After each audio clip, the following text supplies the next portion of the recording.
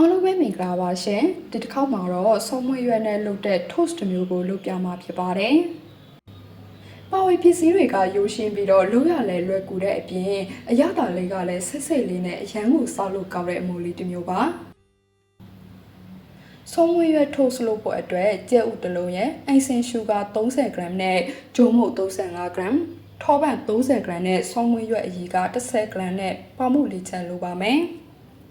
ဆုံးမွေးရွက်အကြီးလုံနေလေးကိုတော့ဒီဗီဒီယိုရဲ့ comment မှာချပေးထားပါတယ်နော်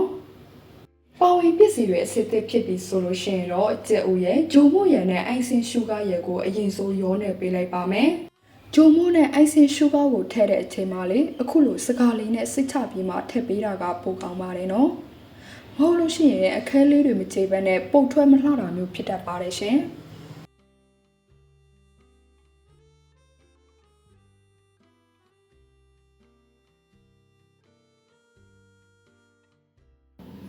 အကူရုံးနဲ့သွားပြီဆိုရင်တော့ထောပတ်ကိုထပ်ပြီးတော့ထပ်မွေပေးလိုက်ပါမယ်နော်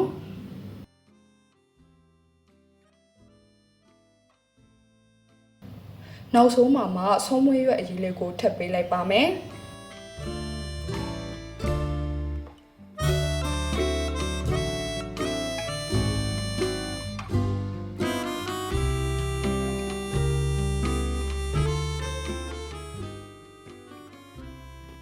ရလာတဲ့အနှစ်လေးကိုပေါင်မှုပေါ်မှာဆန်လိုက်ပါမယ်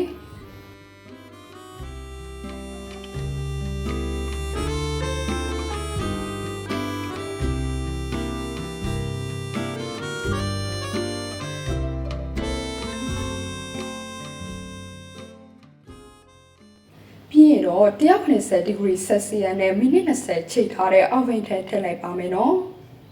oven ကိုကြိုပြီးတော့ preheat ပေးထားဖို့လိုပါမယ်ကဲအခုဆိုရင်တော့ဆုံးမွေးရွက်နဲ့လုပ်တဲ့ toast လေးရပါပြီရှင်ဆုံးမွေးရွက်အနက်သိသိလေးနဲ့အရသာကလည်းဆိတ်ဆိတ်လေးနဲ့အရန်ကိုစားလို့ကောင်းပါတယ်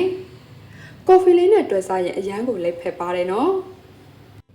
ဗီဒီယိုလေးကိုအဆုံးထိကြည့်ပေးတဲ့အတွက်အားလုံးကိုကျေးဇူးတင်ပါတယ်ရှင်နောက်ဗီဒီယိုတွေမှာပြန်တွေ့ကြမယ်နော်